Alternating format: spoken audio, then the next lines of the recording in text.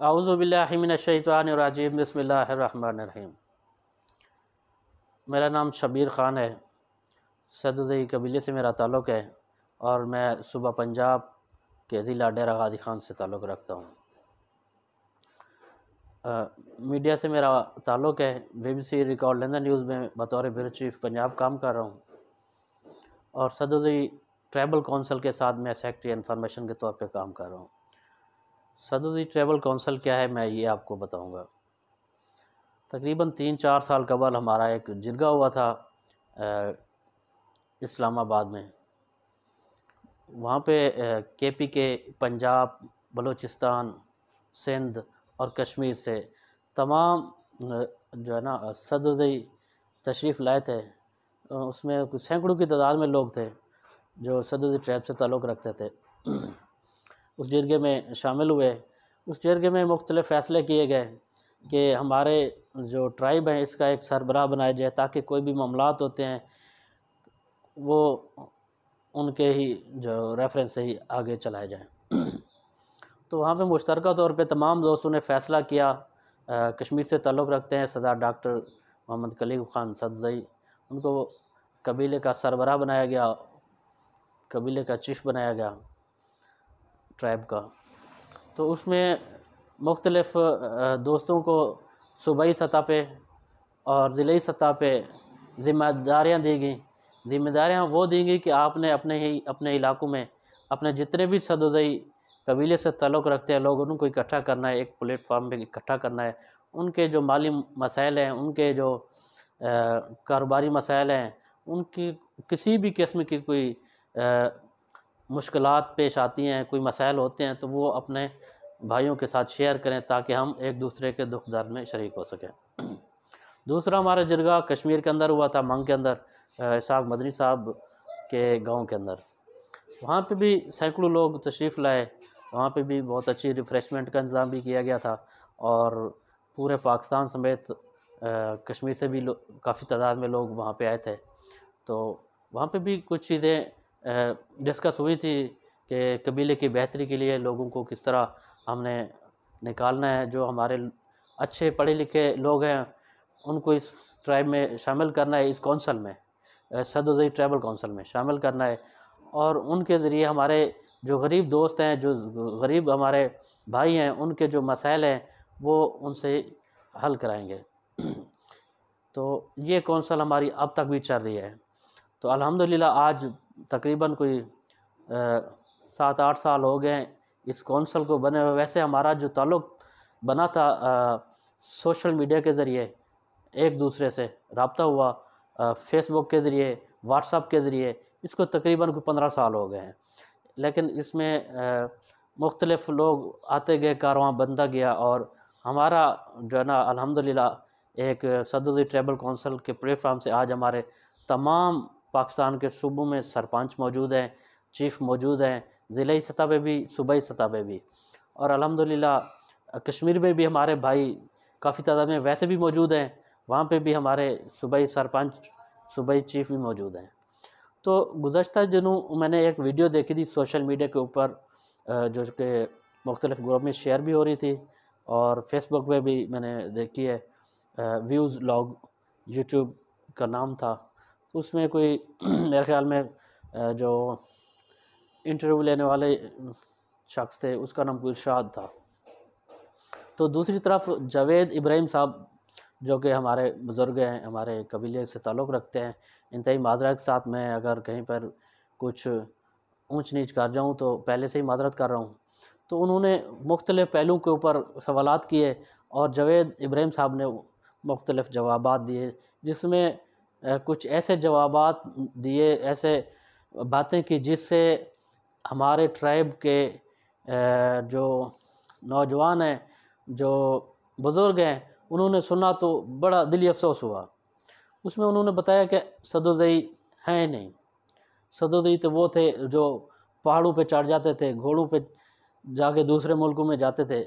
मैं आपसे सवाल करता हूँ, आपकी बात ठीक है, जो सदुज़ई थे, जो असल सदुज़ई थे, वो पहाड़ों पे चढ़ते थे, वो घोड़ों पे सफ़र करते थे। तो आपके आबाओ अजदाद भी यकीनन घोड़े रखते थे, घोड़सवारी भी करते थे, जंगें भी लड़ी हैं। खालिद इब्राहिम साहब एक बहुत बड़ा नाम है, बहुत बड़े शख्सियत थे। अल्लाह ताला उनको जन्नतुल फिरदौस में जगह अता फरमाए। और खालिद इब्राहिम साहब भी बहुत ही बड़ी शख्सियत थे। मैं ख़ुद भी उनके नमाज जनाज़ में शरीक हुआ था। और उनके बेटे हैं हसन इब्राहिम साहब, उनसे भी टेलीफोन पे बातचीत होती रहती है। तो जवेद साहब, मैं आपसे सवाल करना चाहता हूँ कि क्या अब भी आप समझते हैं कि हमारे पास घोड़े होने चाहिए? अब भी आप समझते हैं कि हम औज़ार वाले काम करें? क्या आप समझते हैं कि अब भी हम पैदल पहाड़ों पे चढ़ें?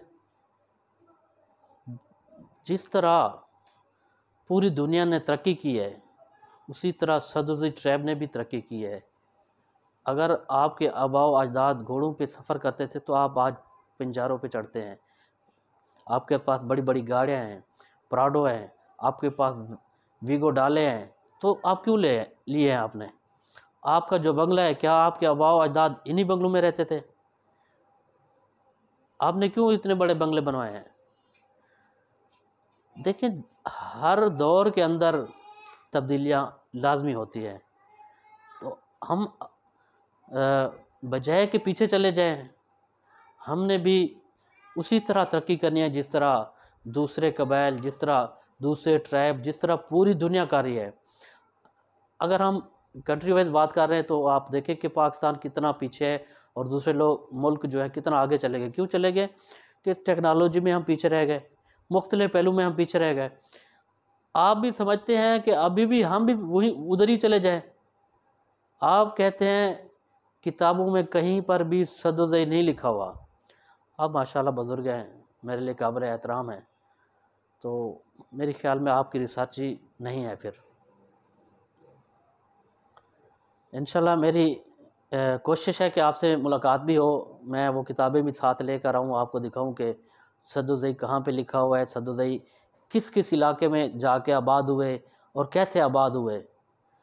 हमारा डेरा गादी खान में तकरीबन कोई 5 से 7 हज़ार के करीब जो सदुज़ई कबीले से ताल्लुक़ रखते हैं आबादी है हमारी। डिस्ट्रिक्ट डीजी खान की बात कर रहा हूँ मैं। तो अगर डिवीज़न लेवल पे बात करें तो थोड़ा सा ज़्यादा हो जाएगी। तो यहाँ पे जो आबादी हुई थी जब अहमद शाह बाबा अब्दाली ने दिल्ली पे हमला किया था, तो उसके साथ जो लश्कर आया था ना, दिल्ली फ़तह करने के बाद वो कुछ लोग यहाँ पे रह गए, यहाँ पे आबाद हो गए। तो उस वजह से यहाँ पे ये सदुज़ई आबाद है। इसी तरह मुख्तलिफ़ कश्मीर हो गया, डेरा इस्माइल ख़ान हो गया, कोयटा हो गया, मुख्तलिफ़ पाकिस्तान के मुख्तलिफ़ शहरों में सदुज़ई आबाद हैं, पूरी दुनिया में आबाद हैं। आप समझते हैं कि इंडिया में भी सदुज़ई है या नहीं है?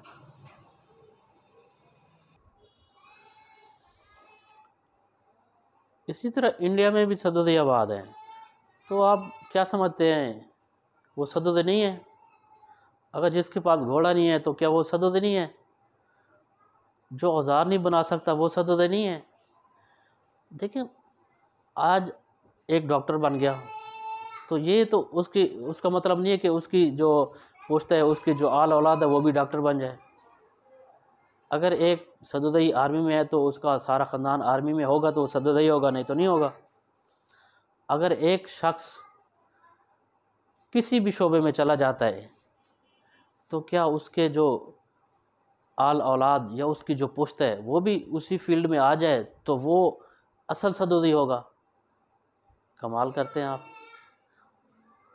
ऐसे बातें सिर्फ़ आप कश्मीर में बैठ के करते हैं, वो हमारे तक पहुंच जाती हैं, इसी तरह पूरी दुनिया में जाती है। आप अपने बच्चों को, हम आपके बच्चे हैं, आप अपने बच्चों को क्या मैसेज दे रहे हैं?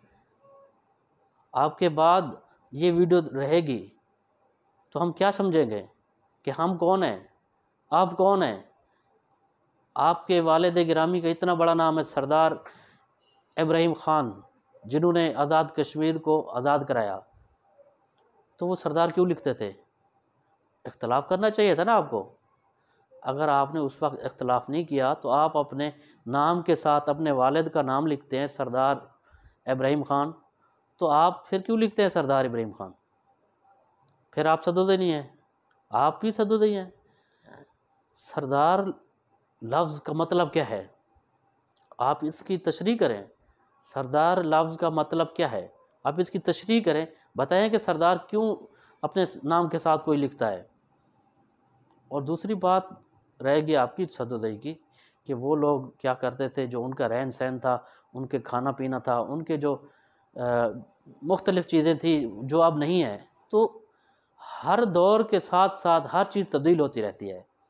अगर देखें कि जो आप 40-30 साल पीछे चले जाएं तो उस वक्त लोग देसी घी इस्तेमाल करते थे, तो अब देसी घी इस्तेमाल नहीं होता, बहुत कम तादाद में होता है।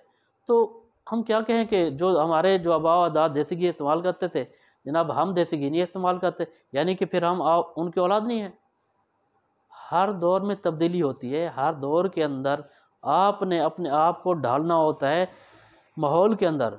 जिस तरह, हाँ ये ठीक है कि आप अपने घर के अंदर अपने बच्चों को ज़रूर अपने ट्राइब के बारे में बताएं, अपनी हिस्ट्री के बारे में बताएं, ताकि वो ज़िंदा रह सके, उनको पता चले कि आपके आबा व अजदाद कौन थे, उन्होंने क्या किया और कितनी कुर्बानियाँ दी, और किस किस जगह पे आज उनका नाम लिया जाता है। पूरी दुनिया में सदुदई ट्राइब का नाम लिया जाता है, पूरी दुनिया में। आपकी हिस्ट्री पूरी दुनिया में पढ़ी जाती है, आपकी हिस्ट्री पूरी की जो किताबें हैं पूरी दुनिया में मौजूद है। आप जाएं, लंदन जाएं, अमेरिका जाएं, जहाँ भी जाएं आप, तो लाइब्रेरियों में जाएं, वहाँ पे देखें सदुदई ट्राइब की कोई ना कोई किताब आपको ज़रूर मिल जाएगी। अगर किताब वहाँ पे मिली है तो उसका मौरख भी मिलेगा। अगर मौरख वहाँ पे मौजूद है तो आपकी तारीख़ भी मौजूद है। आप किस तरह कह सकते हैं कि तारीख़ नहीं है? तारीख़ तो है, आपको इल्म नहीं है शायद। इंतहाई माज़रत के साथ मैं दोबारा कह रहा हूँ कि आपको शायद फिर इल्म ही नहीं है। तो इंशाल्लाह मेरी कोशिश है कि मैं आपसे मुलाकात कर सकूँ, तो ज़रूर इंशाल्लाह आपसे मुलाकात भी होगी।